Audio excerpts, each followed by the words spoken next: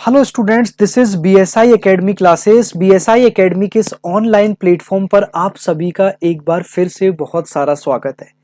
तो अगर दोस्तों आप यहाँ पर हिमाचल प्रदेश के अंतर्गत JOA यानी कि जूनियर ऑफिस असिस्टेंट लाइब्रेरी के अंतर्गत अपना करियर बनाना चाहते हैं तो यहाँ पर हिमाचल प्रदेश के द्वारा कंप्लीट डिटेल्ड सिलेबस यहाँ पर जारी कर दिया गया है।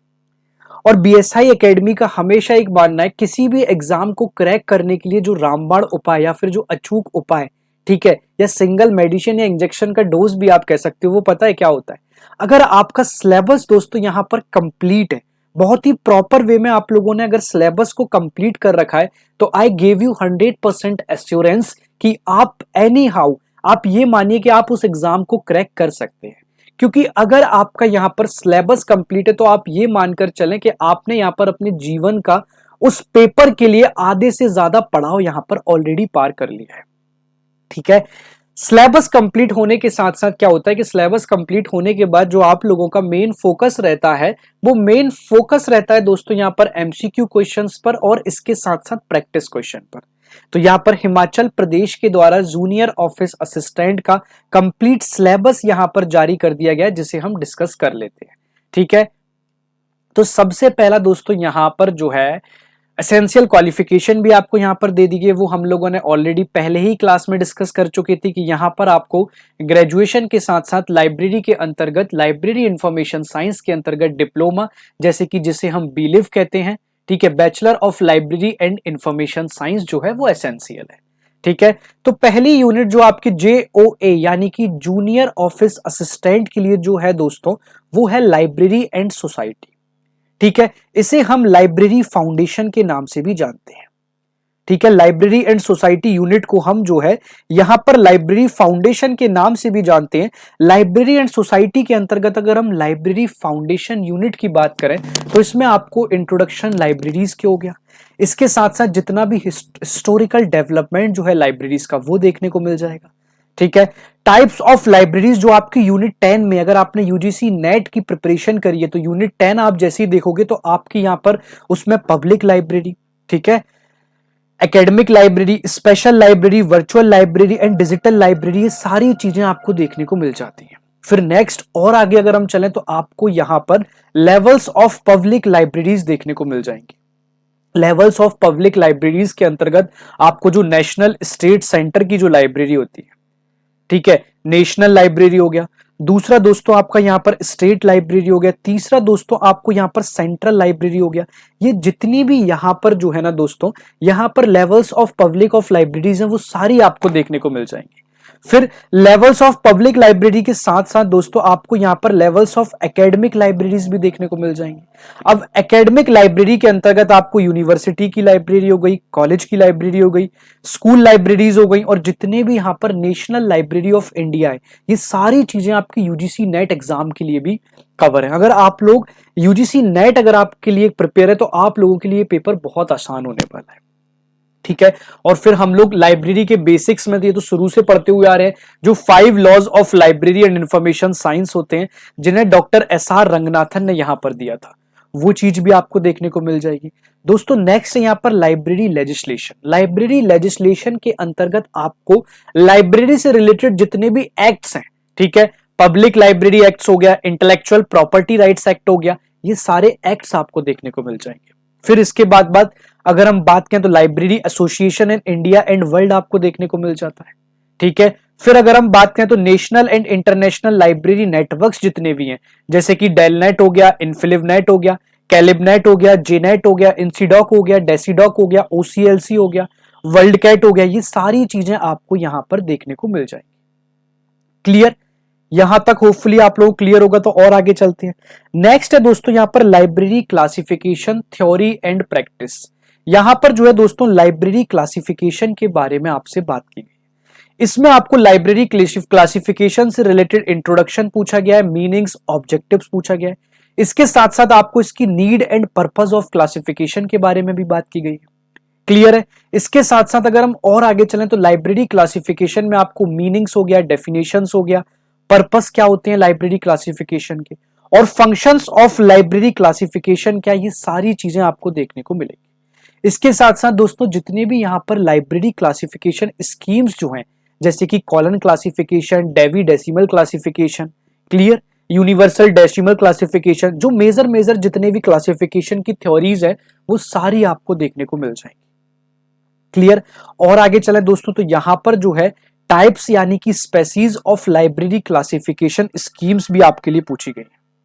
क्लियर है ना। उसके साथ साथ यहां पर अब मोस्ट फ्रीली फैसिटेड, जो रिजिडली फैसिटेड क्लासिफिकेशन है वो आपके लिए पूछा गया है। एनालिटिक और सिंथेटिक क्लासिफिकेशन आप लोगों के लिए पूछा गया है। और दोस्तों यहां पर लाइब्रेरी के संबंधित जितने भी क्लासिफिकेशन जो टूल्स है, चाहे वो सीसी से रिलेटेड हो, कोलन क्लासिफिकेशन से रिलेटेड हो, या फिर वो डीडीसी यानी कि डेविड डेसिमल क्लासिफिकेशन सिस्टम से रिलेटेड हो, दोनों चीजें आपको देखने को मिल जाती है। क्लियर है। चलो नेक्स्ट अगर हम यहां पर बात करें तो यहां पर नेक्स्ट आता है दोस्तों सीसीएस, जिसे हम कोलन क्लासिफिकेशन स्कीम के नाम से जानते हैं। इसमें दोस्तों अगर आप मेजरली चीजें देखोगे तो आपको 13 से 14 टॉपिक कोलन क्लासिफिकेशन स्कीम के अंतर्गत देखने को मिलते हैं। दोस्तों कोलन क्लासिफिकेशन स्कीम में जो है ना, आपको यहां पर इंट्रोडक्शन देखने को मिल जाएगा, ठीक है। उसका ओरिजिन एंड डेवलपमेंट आपको देखने को मिल जाएगा कोलन क्लासिफिकेशन स्कीम के अंतर्गत, ठीक है। जितने भी हिस्टोरिकल डेवलपमेंट ऑफ कैटेगरीज हैं वो देखने को मिल जाएंगी। और आगे चलते हैं तो की प्रिंसिपल ऑफ कोलन क्लासिफिकेशन क्या क्या होते हैं वो देखने को मिल जाएंगे। क्लियर है। फंडामेंटल कैटेगरीज क्या क्या है, डॉक्टर एसआर रंगनाथन की फंडामेंटल 5 कैटेगरीज क्या है वो देखने को मिल जाएंगी। क्लियर है ना। Definition and need of fundamental categories देखने को मिल जाएगा। Concept of rounds and level देखने को मिल जाएगा, ठीक है। मिनोमिक सिस्टम्स एंड स्पेशल्स देखने को मिल जाएगा, ठीक है। जो पोस्टुलेट्स एंड प्रिंसिपल्स हैं और जो aspects of array and chains हैं वो भी आपको देखने को मिल जाएगा। क्लियर है। चलो नेक्स्ट यूनिट की अगर हम बात करें दोस्तों, डेवी डेसिमल क्लासिफिकेशन डीडीसी का कंप्लीट यहां पर चाहे वो इंट्रोडक्शन हो, ठीक है, हिस्टोरिकल बैकग्राउंड हो, उसके साइलेंट फीचर्स हो, या फिर वॉल्यूम्स हो, या फिर 19th का जो फॉर्मेट एडिशन है, नोटेशन है, वो सारी चीजें आपको यहां पर डीडीसी के अंतर्गत देखने को मिल जाती है। क्लियर है। नेक्स्ट चलते हैं दोस्तों हम कैटलॉगिंग थ्योरी और प्रैक्टिस के बारे में, ठीक है, जो हमारी यूजीसी नेट के अंतर्गत भी आपको देखने को मिलती है। इसमें दोस्तों आपको लाइब्रेरी कैटलॉग, कॉन्सेप्ट, डेफिनेशन, उसके ऑब्जेक्टिव्स जितने भी हैं और जितने भी यहाँ पर physical form of library catalogue है, ठीक है, चाहे वो आउटर फॉर्म हो, बुक फॉर्म हो, सी फॉर्म हो, गार्ड फॉर्म हो, गार्ड फॉर्म हो, इनर फॉर्म हो, ये कंप्लीट चीजें आपको देखने को मिल जाती है। तो ये भी आप लोगों के लिए बहुत इंपॉर्टेंट रोल प्ले करता है। उसके अंतर्गत दोस्तों कैटलॉगिंग में आपको काइंड्स ऑफ एंट्रीज मिलती है। ये जो यूनिट है ना, ये आपकी थ्योरी से ज्यादा ये प्रैक्टिकल यूनिट कहीं ना कहीं ज्यादा डिनोट करती है। इसमें आपको प्रैक्टिकलिटी चीजें ज्यादा देखने को मिलेंगी। इसमें आपको क्लासिफाइड कैटलॉगिंग कोड हो गया, ठीक है, एंग्लो अमेरिकन कैटलॉगिंग रूल्स हो गया, उसकी रेंडरिंग हो गई। क्लियर है ना। सब्जेक्ट हेडिंग और उसके चेन प्रोसीजर क्या है, उसका डेफिनेशन क्या है, और उसके सब्जेक्ट हेडिंग के टूल्स क्या है। क्लियर। इसके साथ साथ कैटलॉग कोड्स एंड स्टैंडर्ड क्या है, वो सारी चीजें आपको यहां पर देखने को मिल जाती है, ठीक है। और आगे चलें दोस्तों तो नेक्स्ट आपको देखने को मिलता है information sources and services. Information sources and services में दोस्तों आपको यहां पर डेफिनेशन देखने को मिल जाएगी सबसे पहला तो, ठीक है। डेफिनेशन के साथ साथ आपको यहां पर जितने भी टाइप्स ऑफ इंफॉर्मेशन सर्विसेज है, चाहे वो आपकी डॉक्यूमेंट्री या फिर नॉन डॉक्यूमेंट्री से रिलेटेड हो, प्राइमरी, सेकेंडरी और टर्टरी सोर्सेज ऑफ इंफॉर्मेशन है वो चीजें हो, और जितने भी यहाँ पर एनसाइक्लोपीडियाज की dictionary, year books, directories, bibliographics, correct, geographical, electronic E books, journals, database and web resources जो है, ये सारी चीजें आपको देखने को मिल जाती है। क्लियर है। नेक्स्ट और आगे चलते हैं दोस्तों तो यहां पर जो है आपको इंफॉर्मेशन सर्विसेज देखने को मिलता है। इंफॉर्मेशन सर्विसेज में आपको जितना भी इंफॉर्मेशन सर्विसेज का जो कोर है वो कंप्लीट आपको देखने को मिल जाएगा। फिर आप लोगों को पता है जो यूनिट 6 है यूजीसी नेट के अंतर्गत, वो भी यहां पर लाइब्रेरी मैनेजमेंट से रिलेटेड है, तो वो आपका पूरा लाइब्रेरी के अंतर्गत मैनेजमेंट या फिर library rules and regulation, networking, register, stack maintenance, self replication, सेल्विंग method, जो भी लाइब्रेरी का नेटवर्क है, लाइब्रेरी एडमिनिस्ट्रेशन एंड मैनेजमेंट के अंतर्गत, वो आपको कंप्लीट देखने को मिल जाएगा, ठीक है। नेक्स्ट दोस्तों हम लाइब्रेरी मैनेजमेंट की बात करते हैं। पॉज्ड कॉर्व तो अभी मैंने आपको यूट्यूब पर 2 से 3 दिन पहले ही कंप्लीट करा है। लाइब्रेरी मैनेजमेंट के कॉन्सेप्ट क्या है, डेफिनेशन एंड थ्योरीज क्या है, फंक्शंस ऑफ मैनेजमेंट हो गया उसका पॉज्ड कॉर्व की जो हम बात कर रहे हैं। अथॉरिटी एंड कमेटी हम पूरा देख लेते हैं। पर्सनल मैनेजमेंट इन लाइब्रेरी, चाहे वो प्रोसेस हो, रिक्रूटमेंट हो, सिलेक्शन, ट्रेनिंग, सारी चीजें मैंने आपको अभी 1 से 2 दिन पहले यूट्यूब पर कंप्लीट कराई। फाइनेंशियल मैनेजमेंट इन लाइब्रेरी, चाहे वो बजट की बात की जाए, ठीक है, budget technique, sources of library income library income. जब आप पॉस्टकॉर्प को समझोगे तो जो पॉस्टकॉर्प का लास्ट टर्म है वही आपकी बजटिंग का टर्म है, ठीक है। तो आप ये समझो यहां पर पूरे डिटेल में पॉस्टकॉर्प को यहां पर एक्सप्लेन किया गया है, ठीक है। और आगे चलते हैं तो दोस्तों यहां पर पूरे कंप्यूटर एप्लीकेशन से रिलेटेड जितने भी यहां पर जो सॉफ्टवेयर है, चाहे वो कोहा हो गया, कोहा मैंने ऑलरेडी यूट्यूब पर कला रखा है, सोल हो गया, ई ग्रंथालय हो गया, ठीक है, लाइब्रेरी ऑटोमेशन और नेटवर्किंग के अंतर्गत हार्डवेयर एंड सॉफ्टवेयर क्या है, ये भी पूरी चीज कंप्लीट करा चुकी है, ठीक है। कम्युनिकेशन टेक्नोलॉजीज में लाइब्रेरी ऑटोमेशन किस तरीके से काम करता है, एरियाज ऑफ लाइब्रेरी ऑटोमेशन कैसे काम करते हैं, ठीक है। लैन, वैन, मैन, ये तीनों चीजें मैंने अभी आपको यूट्यूब पर कराई हैं। ओपैक कैसे काम करता है, क्लियर। तो ऑलमोस्ट सिलेबस जो है ना वो बहुत ज्यादा डिफरेंशिएट नहीं है, बट इसको थोड़ा सा अलग अलग पार्ट में डिवाइड कर दिया गया है, ठीक है। ओवरऑल सिलेबस की अगर आप बात करें तो ओवरऑल सिलेबस आपको वही देखने को मिलेगा। फिर नेक्स्ट आपको यहां पर जनरल अवेयरनेस देखने को मिल जाएगी, इसमें जनरल नॉलेज देखने को मिलेगी जो कि स्पेसिफिक हिमाचल प्रदेश से रिलेटेड होगी, ठीक है, जो कि यहां पर स्पेसिफिक रहने वाली है और हिमाचल प्रदेश से रिलेटेड रहने वाली है, ठीक है। आपको करंट अफेयर्स देखने को मिल जाएगा 6 मंथ्स का, 6 to 8 मंथ्स का। एवरीडे साइंस, जो आपकी बेसिक साइंस होती है ना, वो आपको देखने को मिल जाएगी, ठीक है। जैसे केमिस्ट्री के अंतर्गत साबुन वगैरह की चीजें हो गई, वो चीजें देखने को मिल जाती हैं, ठीक है। बहुत बेसिक बेसिक दूध के अंदर लैक्टोज पाया जाता है, तो इन लैक्टोज टॉलरेंट क्या क्या चीजें होती हैं, लॉजिकल रीजनिंग आपको देखने को मिल जाएगी। और सोशल साइंस, जनरल इंग्लिश और जनरल हिंदी की अगर हम बात करें तो ये तीनों चीजें आपको 10th स्टैंडर्ड तक देखने को मिलती है। कहां तक देखने को मिलती है, 10th स्टैंडर्ड तक, क्लियर है। तो ये आपका हिमाचल प्रदेश का जेओए का कंप्लीट सिलेबस है।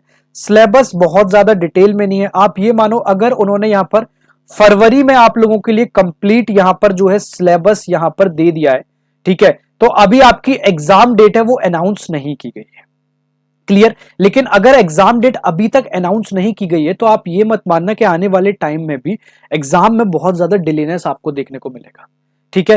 फरवरी से आप या 2 से 3 महीने मान लो, आप ये मानो मई या जून में जो है आपका एग्जाम यहां पर 100% हिमाचल प्रदेश जेओए का कंप्लीट हो ही जाएगा, ठीक है। तो अगर आप लोगों के लिए ये वीडियो हेल्पफुल लगा हो तो आप इससे अपने दोस्तों के साथ शेयर कर सकते हैं।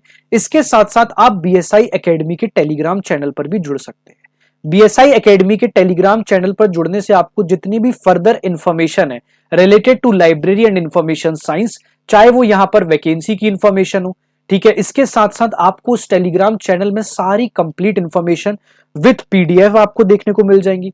और उस पीडीएफ के साथ साथ मैं आप लोगों के लिए एक चीज और बता दूं, यहां पर वहां पर रोज आपको एमसीक्यू क्वेश्चन की पोल के माध्यम से प्रैक्टिस कराई जाती है, ठीक है। जो क्वेश्चंस आपके यहां पर पीवाईक्यू से रिलेटेड रहते हैं और वो कंबाइंडली, चाहे वो केवीएस हो, एनवीएस हो, ईएमआरएस, DSSS या फिर अन्य जितने भी भर्तियों के एग्जाम्स हैं, और यूजीसी नेट और अन्य राज्यों के सेट जैसे कि बिहार लेट का नोटिफिकेशन जो आपको बहुत जल्द देखने को मिलने वाला है, इन सारे एग्जाम्स के एमसीक्यू क्वेश्चंस वहां पर प्रैक्टिस कराए जाते हैं, क्लियर।